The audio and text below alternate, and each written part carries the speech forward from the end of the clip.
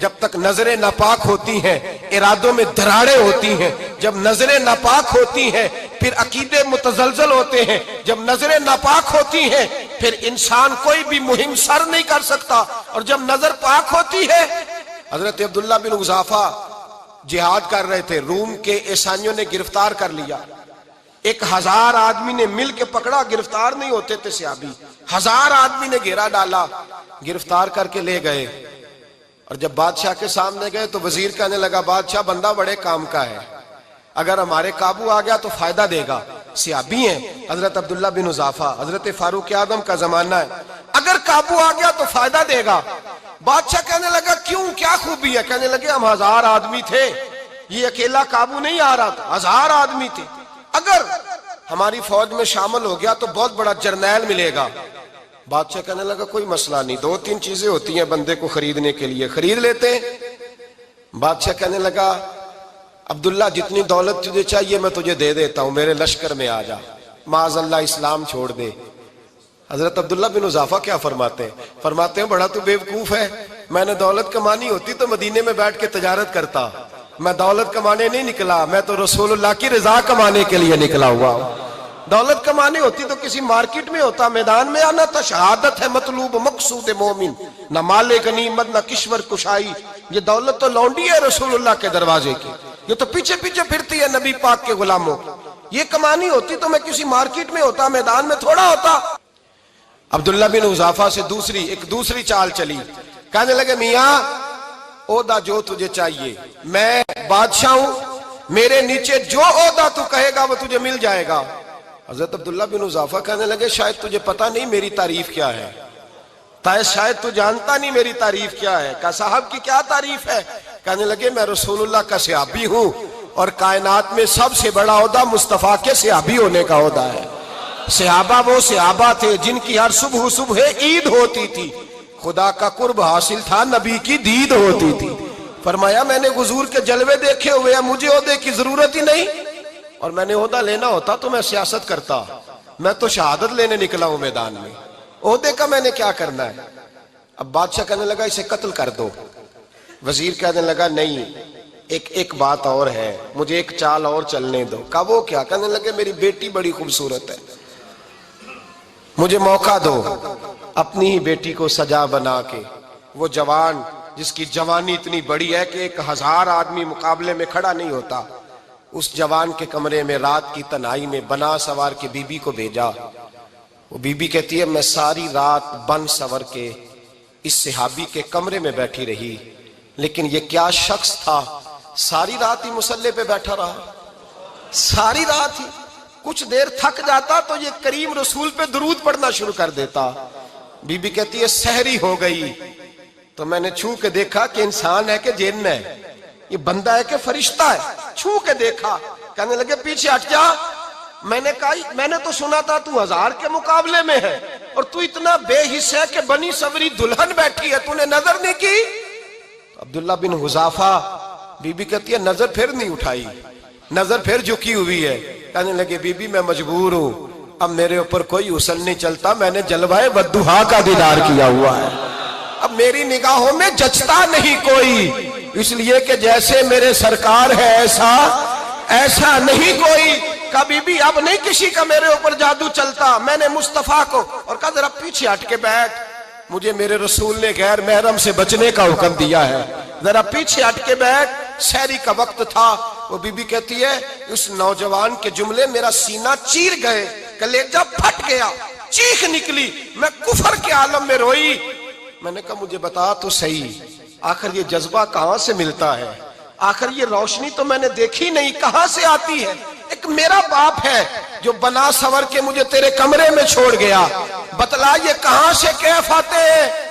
تو عبداللہ بن حذافہ کہنے لگے اگر کیف لینا ہے تو بھی میرے مصطفیٰ کا کلمہ پڑھ جا، آجا دروازہ رسول پہ جھک جا، مل جائے گا۔ سویرے دروازے پہ باپ آیا بیٹی سے رزلٹ لینے، دروازہ کھولا تو بیٹی نقاب پہنے باہر آئی۔ باپ کہنے لگا کیا بنا؟ کہنے لگی پیچھے ہٹ جا، تو غیر محرم ہے، کافر ہے، میں مسلمان ہوں۔ اس نے کہا کیا ہوا؟ کہنے لگی تیرے جیسے کو باپ کہوں، تیرے جیسے کو جو مجھے استعمال کر رہا تھا، میں تجھے باپ نہیں مانتی، میں اب رسول والی ہو گئی ہوں، میں حضرت فاطمہ کی کنیزہ ہو گئی ہوں، میں اب نبی کریم کی خادمہ ہوں، خبردار میرے قریب نہ آنا۔ یہ دعو بھی ناکام ہوا۔ اب حضرت عبداللہ بن حذافہ کے سامنے موت کھڑی کی، ایک کڑا میں تیل گرم کیا، کہنے لگے تجھے اس میں جلایا جائے گا۔ حضرت عبداللہ بن حذافہ رضی اللہ تعالیٰ عنہ جب جلنے کے قریب ہوئے تو رونے لگے۔ روم کا بادشاہ کہنے لگا شاید ڈر گیا ہے، کہنے لگے اب سمجھ آئی ہے، اب تجھے پتا چلا ہے، چل آ جا۔ حضرت عبداللہ بن حذافہ کہنے لگے تو کافر ہے، تیری کافروں والی سوچ ہے، اس لیے نہیں رویا کہ موت سے ڈر گیا ہوں، میں تو اس لیے رویا ہوں کہ ایک جان ہے، وہ نبی پاک پہ قربان ہو رہی ہے، کاش رب مجھے 1000 جان دیتا، میں ساری مصطفیٰ پہ قربان کر دیتا۔ فاضل بریلوی فرماتے ہیں کروں تیرے نام پہ جاں فدا، نہ بس ایک جاں 2 جہاں فدا، اور میرا 2 جہاں سے بھی نہیں جی بھرا، میں کروں کیا کہ کروڑوں جہاں نہیں۔ اور میاں صاحب فرماتے ہیں وہ کچا رنگ للاری والا جیڑا چڑھدا لیندا رہندا، اے عشق تیرے دا رنگ محمد چڑھ جائے پھر نہیں لیندا، عشق تیرے دا رنگ محمد چڑھ جائے پھر اے نہیں لیندا۔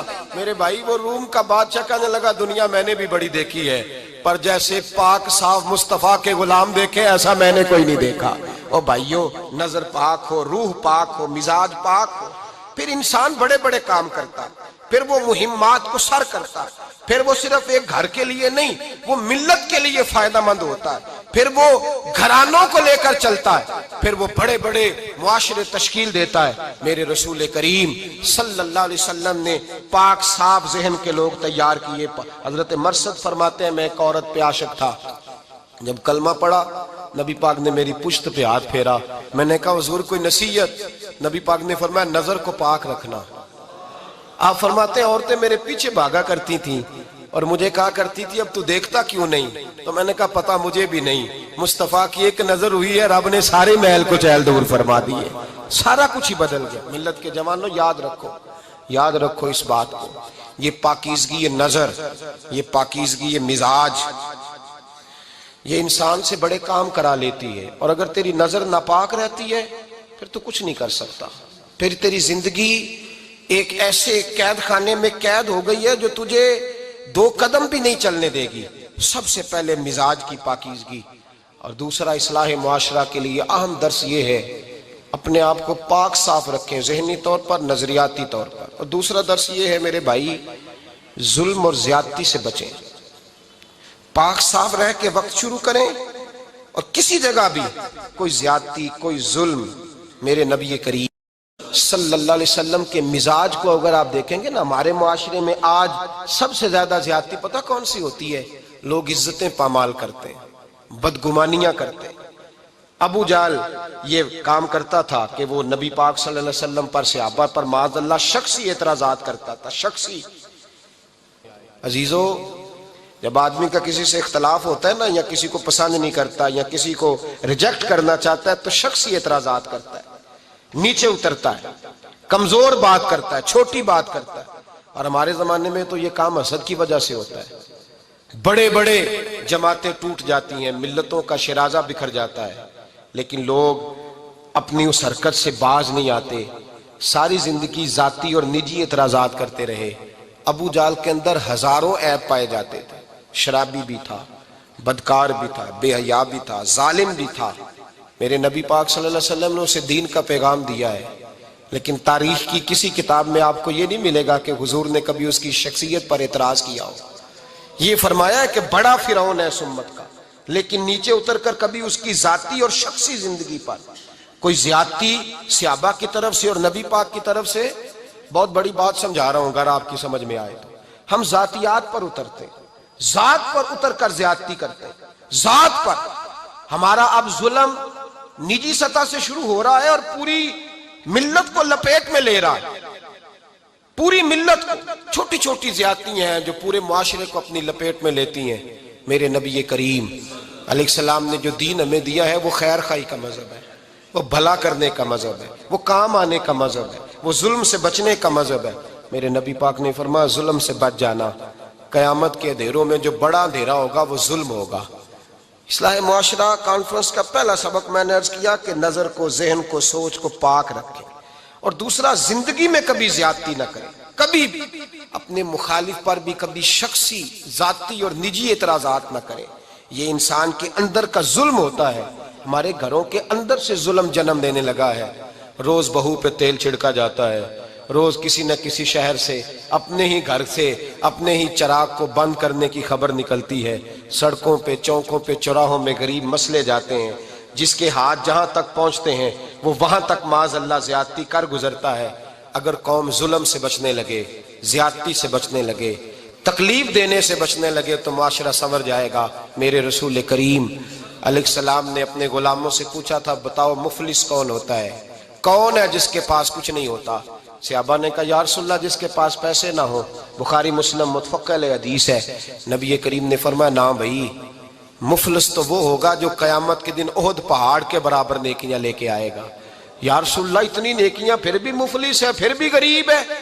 تو نبی پاک نے فرمایا نیکیاں پہاڑ کے برابر ہیں پر اس نے چغلیاں بڑی کی ہیں, غیبتیں بڑی کی ہیں, مذاق بڑے اڑائے, اس نے لوگوں پر پھبتیاں بڑی کسی ہیں, تان و تشنی بڑے کیے, ظلم بڑے کیے, گالی بڑی دی, لوگوں کے بارے میں بری باتیں کی. اب رب کریم نے وہ ساری نیکیاں ان لوگوں میں بانٹ دی. یہ مفلس ہو گیا, غریب ہو گیا. زیادتی نہیں کریں, ظلم نہ کریں. اپنی نجی زندگی سے لے کر, گھر کے اندر سے لے کر اجتماعی زندگی تک زیادتی سے بچیں. میرے نبی کریم علیہ السلام نے اپنے غلاموں کو یہ درس دیا ہے, دیکھنا کبھی زیادتی نہ ہونے پائے, دیکھنا کہیں ظلم نہ ہونے پائے, دیکھنا کسی شخص کو تمہارے قول فعل سے, تمہارے مزاج سے تکلیف نہ پہنچے. میرے بھائیوں, حضرت وہب ابن منبہ علیہ رحمہ فرماتے ہیں کہ بنی اسرائیل کے اندر ایک بادشاہ محل بنانے جا رہا تھا. محل آج بھی جس آدمی کی سوسائٹی کے اندر 2-4 قلعے, 2-4 ایکڑ کسی غریب کے آ جائیں, وہ یہاں تو اسے دھمکاتا ہے یا بلیک میل کرتا ہے, کچھ نہ ہو سکے تو پھر قتل ہی کرا دیتا ہے معاذ اللہ. اور یہ خبریں عام ہمیں سننے, پڑھنے اور دیکھنے کو ملتی ہیں. بادشاہ محل بنانے جا رہا تھا. ایک غریب بی بی رہتی تھی, اس کی جھونپڑی بادشاہ کے محل کے نقشے میں آتی تھی. بادشاہ نے کہا بی بی منہ مانگی قیمت لے لو, خالی کر دو یہ مکان. بزرگوں کو اپنے جھونپڑیوں سے بڑی دلچسپی ہوتی ہے. بچے سوسائٹیوں میں چلے جاتے ہیں, ابا جی کہتے ہیں مجھے گاؤں میں رہنے دو, میرا یہی دل لگتا ہے, مجھے اس گھر سے دلچسپی ہو گئی. اماں کہنے لگی بادشاہ میں یہاں بیاہ کے آئی تھی, خامد انتقال کر گیا, اولاد اللہ نے دی نہیں, میں پکا ہوا پھالوں, گر جاؤں گی تو تیرا ہی ہے, لیکن مجھے اس آشیانے میں رہنے دے. یہ گھونسلہ میں نے تنکا تنکا کر کے بنایا ہے, مجھے رہنے دے, نہ مجھے نکال. کہنے لگا میرا نقشہ خراب ہوتا ہے. بی بی سارا دن مکان میں بیٹھی رہتی کہ میری جھونپڑی ٹوٹ نہ جائے. ظالم کی نظر میں آ گئی ہے کہیں میرا یہ آرزوؤں کا محل چکنا چور نہ ہو جائے. سارا دن ڈیوٹی کرتی. بادشاہ نے بھی 2-4 سپاہی کھڑے کر دیے, جب گھر سے نکلے تو بلڈوز کر دینا, مکان کو گرا دینا. وہ خاتون کتنی دن بندہ بیٹھ سکتا ہے. ایک دن سر شام گھر سے نکلی, 2-1 گھنٹے کے بعد واپس آئی تو مکان گر گیا تھا, دیوار بن گئی تھی. حضرت وہب ابن منبہ فرماتے ہیں بس اس نے دعا کی تو رب کریم نے وہ شہر سارا تباہ کر دیا. اس بی بی نے 2 جملے کہے تو الٹ پلٹ دیا وہ سارا شہر. میرے نبی کریم علیہ السلام نے فرمایا جب مظلوم کے ہاتھ دعا کے لیے اٹھتے ہیں تو عرش کا مالک آسمان سے کہتا ہے کھول دے سارے دروازے, اس کے بیچ کوئی پردہ نہیں رہنا چاہیے, آنے دے. مظلوم ہے, اس پر ظلم ہوا ہے.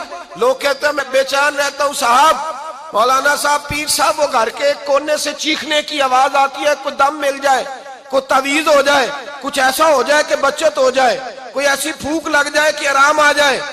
تو میں کہتا ہوں بھائی اگر بڑے دم کرانے سے بھی فرق نہیں پڑا, اگر بڑے تعویذ لینے سے بھی چیخیں بند نہیں ہوئی, تو ذرا ٹٹول کے دیکھ لو کہیں کسی یتیم کی آہیں ہی نہ دفن ہو وہاں, کہیں کسی غریب کا گوشت تو نہیں دبا لیا, کہیں کسی کو لوٹ کے تو دیوار نہیں بنا لی, کہیں کسی کا مکان پہ قبضہ کر کے تو نہیں بنایا. اگر لوٹ اور حرام کا مال ہو تو پھر چیخیں بند نہیں ہوتی, پھر سکون سے سویا نہیں جاتا, پھر وہاں آرام کی نیند نہیں آتی. حضرت وہب ابن منبہ فرماتے ہیں بی بی آئی اور آ کر کے اس نے جب دیکھا میرا گھر ٹوٹ گیا ہے, محل ٹوٹ گیا ہے, حالات بدل گئے ہیں, تو وہ خاتون آتی ہے اور میرے بھائی دعا کی تو اس نے انداز ہی بدل کے رکھ دیے. مکان سے نکلی تو مکان ٹوٹ گیا. اور فرماتے ہیں واپس آئی تو ہاتھ پھیلا کے پتہ کیا کہتی ہے کہتی اے اللہ میں تو موجود نہیں تھی، بتا تو کہاں گیا تھا؟ تو بھی موجود نہیں تھا، میں تو نہیں تھی، پر تو کہاں تھا؟ بس رب کریم نے حضرت جبریل کو حکم دیا، فرمایا یہ بستی الٹ دو، ساری تباہ کر دو، یہ لوگ نہیں رہنے چاہیے، جو ظلم تو سہتے ہیں بغاوت نہیں کرتے، نہیں رہنے چاہیے۔ صاحب طبقات کہتے ہیں میرے مصطفیٰ کریم سید عالم صلی اللہ علیہ وسلم کے وصال ظاہری کے ایام قریب آئے تو حضور نے سرخ پٹی باندھی، تیز بخار ہے نبی کریم کو، 2 صحابہ سہارا دے کے مسجد میں لائے، نبی پاک علیہ السلام کو بظاہر سہارا دے کے لایا گیا۔ کریم رسول نے لوگوں کو جمع کیا، حضور آج کیا ہونے والا ہے، آج کیا کہا جائے گا، آج کس لیے میٹنگ بلائی ہے؟ نبی کریم کے کل صحابہ جب مسجد میں جمع ہوئے تو کھچا کھچ مسجد بھری ہے۔ وصال ظاہری سے چند یوم پہلے کی بات، نبی پاک نے فرمایا آج تمہیں کوئی جہاد کی ترغیب نہیں دینی، آج کوئی نیا پیغام نہیں دینا، آج تمہیں بتانا ہے کہ رب نے اپنے بندے کو اختیار دیا ہے، چاہے تو دنیا میں رہے، چاہے تو اس کی بارگاہ میں حاضر ہو جائے۔ اس عبد نے بارگاہ ربوبیت کی طرف لوٹنے کا ارادہ کر لیا ہے۔ حضرت صدیق اکبر رونے لگے تو صحابہ نے کہا تمہیں کیا ہوا؟ کہنے لگے سمجھ نہیں رہے، کسی کی بات نہیں کر رہے، نبی پاک تو اپنی بات فرما رہے ہیں، اس نے جانے کا ارادہ کر لیا۔ سنیے میرے بھائی، محبوب پاک نے فرمایا بھائی کسی شخص کو میری طرف سے کوئی تکلیف پہنچی ہو تو بدلہ لے سکتا ہے، بدلہ لے سکتا ہے، کسی کو تکلیف پہنچی ہو۔ صحابہ پھوٹ کے رونے لگے، محبوبہ کرم ہی کرم ہوا ہے، رحمت ہی رحمت آئی، آپ کے بارے میں گمان کرنے والا بھی دائرہ ایمان سے نکل جائے گا۔ حضور آپ کیا فرما رہے ہیں؟ فرمایا نہیں بھئی اٹھو۔ پیچھے سے جناب عکاشہ بن محصن اٹھے، ہاتھ کانپتے ہیں، آگے بڑھے، کہنے لگے یا رسول اللہ ایک جنگ کے موقع پر آپ نے درہ مارا تھا، ننگی پیٹھ پر صفیں سیدھی کراتے، بات دل میں رہ گئی ہے، میں نے بدلہ لینا ہے۔ نبی کریم نے فرمایا بلال دوڑ کے جاؤ، فاطمہ کے گھر درہ پڑا ہے، درہ لاؤ۔ سیدنا بلال حبشی کہتے ہیں میں گیا، دستک دی سیدہ طیبہ طاہرہ، حضرت فاطمہ فرمانے لگی بلال کیسے آئے ہو؟ اماں جی وہ درہ چاہیے تھا۔ سیدہ کو تشویش ہوئی، کہنے لگے بلال نہ تو جنگ پہ جانا ہے، نہ جہاد ہے، نہ کوئی ایسا موقع ہے، حضور کی تو طبیعت مبارک بظاہر بڑی علیل ہے، درہ کیا کریں گے؟ حضرت بلال عرض کرنے لگے اماں جی ایک صحابی بدلہ لینے لگے ہیں، صاحب طبقات نے جملے لکھے ہیں، کہتے ہیں بی بی صاحبہ نے درہ بھی دیا اور امام حسن حسین کو بھی باہر نکالا۔ فرمانے لگی عکاشہ سے کہنا 100 درے مارے، ان 2 شہزادوں کے جسم پر نبی پاک کے قریب نہ جائے، میں نے 2 بچے پیدا ہی اپنے محبوب پر قربان کرنے کے لیے کیے، ان کو لے جائے۔ حضرت بلال کہتے ہیں میں 2 شہزادے لے کے آیا، اور جب دروازے میں میں لے کے پہنچا تو نبی پاک نے دیکھا تو آنکھوں میں آنسو آ گئے، فرمایا ان کو بٹھا دو، مجھے پتا ہے فاطمہ نے کیا کہہ کے بھیجا ہے۔ حضرت سیدنا بلال فرماتے ہیں درہ میں نے جناب عکاشہ کو دیا، حضرت عکاشہ درہ لے کے آگے جو بڑھے تو حضرت ابوبکر صدیق نے ان کے پیروں پہ ہاتھ رکھا، فرمایا عکاشہ میری طرف آ یار، مجھے مار درے، نبی پاک کے قریب نہ جا۔ مصطفیٰ کریم نے فرمایا ابوبکر تو ہٹ جا، اسے آنے دے۔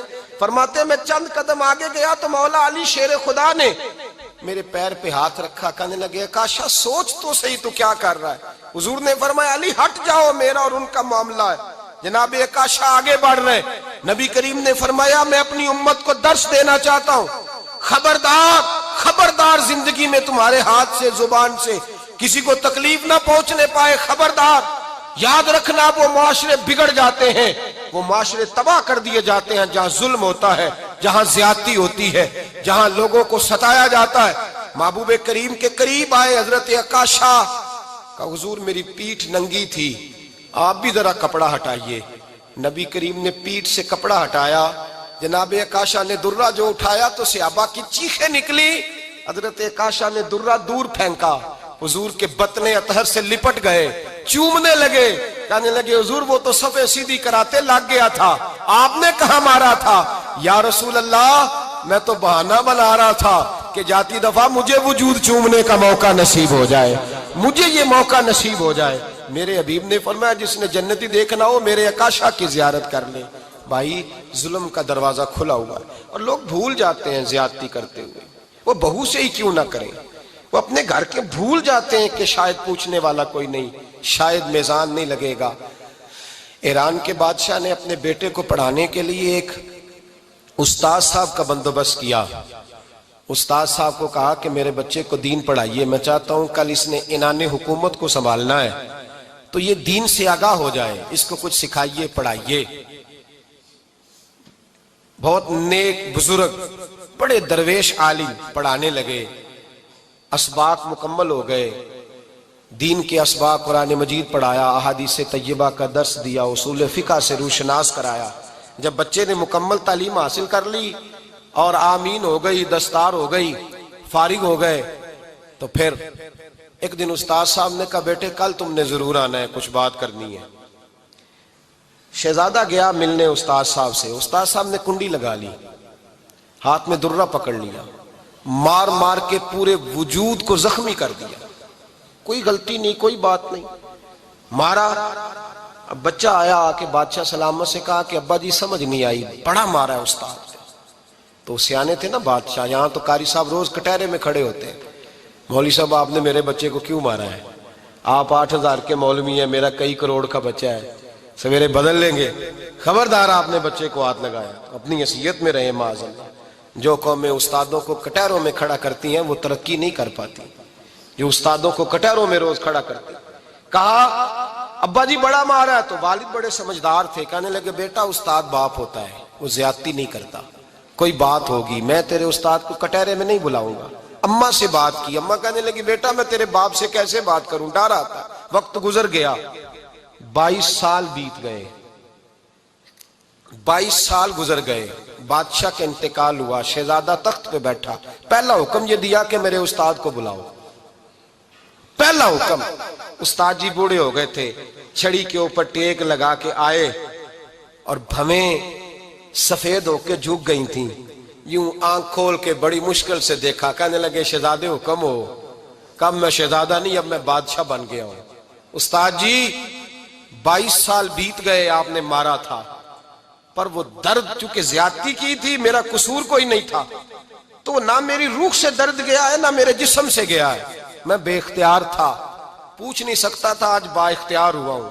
سب سے پہلے پہلا حکم آپ کو دیا، بلایا ہے، بتائے کیوں مارا تھا، کیوں مجھے مارا تھا، میری زیادتی بتائے۔ تو استاد، بوڑھے استاد کی آنکھیں آنسوں سے بھر گئیں، کہنے لگے بیٹے بس آج کے دن کے لیے مارا تھا، یہ جو دن آ گیا نا میری زندگی میں اس لیے مارا تھا، یہ میں چاہتا تھا میری زندگی میں وقت ہے، آج کے بس میری مراد پوری ہو گئی۔ کہا صاحب کس لیے، مجھے بھی سمجھائے۔ آپ فرمانے لگے کتنی دیر ہو گئی تجھے مار کھائے ہوئے، کتنا زمانہ بیت گیا؟ کہنے لگا 22 سال۔ فرمایا زخم بھولے تو نہیں، درد ختم تو نہیں ہوئی، تمہیں بات 1 منٹ کے لیے بھی تمہارے حافظے سے محو تو نہیں ہوئی؟ کہا استاد جی روز رات کو یاد آتی، روز خیال آتا تھا۔ استاد کہنے لگے بھائی تو بے اختیار تھا، پوچھ نہیں سکا، 22 سال تجھے یاد رہا، مجھے پتا تھا تو ایک دن حکمران بنے گا، میں نے تجھے اس لیے مارا تھا کہ بیٹے یاد رکھنا، کسی پہ ظلم نہ کرنا، اگر تجھے 22 سال تک یاد رہا ہے تو جس پر تو ظلم کرے گا اسے بھی قیامت تک یاد رہے گا، اور یہ یاد رکھنا تو آج با اختیار ہوا تو تو نے مجھے بلا لیا ہے، قیامت کے دن غریب با اختیار ہو جائیں گے، مظلوم با اختیار ہو جائیں گے، وہ با اختیار ہوں گے للہ الواحد القہار، رب کریم کی بارگاہ کے اندر ان کا اختیار ہوگا، اکیلے اللہ کی حکمرانی ہوگی، پھر وہ بلائیں گے بڑے بڑے کج کلہ، دنیا میں جن کی پگڑیاں اونچی تھیں وہ سر جھکائے کھڑے ہوں گے، دنیا میں جو ڈکٹیٹر بنتے تھے ان کی پشتیں لال ہوں گی، ان کو غدار لکھا جائے گا، قیامت تک نہیں بھولے گا۔ ظلم کرنا تو سوچ سمجھ کے کرنا، اتنا کرنا جتنا تم سہ سکتے ہو، اتنی زیادتی کرنا جتنی قیامت میں تم برداشت کر سکتے ہو۔ میرے نبی کریم صلی اللہ علیہ وسلم نے فرمایا ظلم سے بچو، یہ قیامت کے اندھیروں میں سے ایک اندھیرا ہوگا۔ زندگی میں زیادتی نہ کریں، اگر تھوڑی دیر کے لیے کوئی چیز برداشت کر جائیں گے تو وہ فائدہ دے جائے گی، کچھ دیر کے لیے اگر سہ جائیں گے تو نفع مل جائے گا، سہنے کی کوشش کریں لیکن زیادتی نہ کریں، نظر کو، سوچ کو، ذہن کو پاک رکھیں، اور میرے بھائی زندگی پوری ظلم سے بچیں، زیادتی سے بچیں۔ امیر المومنین حضرت جناب سیدنا عمر فاروق رضی اللہ تعالیٰ عنہ رات گھر میں تھے تو رونے لگے، بڑی دیر تک روتے رہے۔ والدہ اٹھی تو صاحبزادے سے کہنے لگی پتہ کرو تمہارے باپ کو کیا مسئلہ ہے۔ شہزادے آئے، کہنے لگے امیر المومنین والد گرامی کیا ہوا؟ تو حضرت عمر فاروق کہنے لگے بیٹا اپنی اماں کو بلاؤ۔ والدہ آ گئیں، کیا بات ہے، کچھ طبیعت خراب ہے تو حکیم کا بندوبست کیا جائے۔ تو حضرت عمر کہنے لگے کچھ بھی نہیں، آج مسجد سے نکلا ہوں تو نبی پاک کے صحابہ میری تعریفیں کر رہے تھے۔ یہ حضرت فاروق اعظم کے وصال کے قریب کے دن ہے، تعریفیں تو حضرت یہ رونے کی بات ہے کہ خوش ہونے کی؟ آپ فرمانے لگے نہیں، سوچتا ہوں باہر تو میں اچھا رہا ہوں، پتہ نہیں گھر میں ہی کوئی زیادتی نہ ہو گئی ہو، پتہ نہیں تمہارے ساتھ بھی میرے معاملات ٹھیک تھے کہ نہیں، صحابہ تو تعریف کرتے ہیں، رو رہا ہوں۔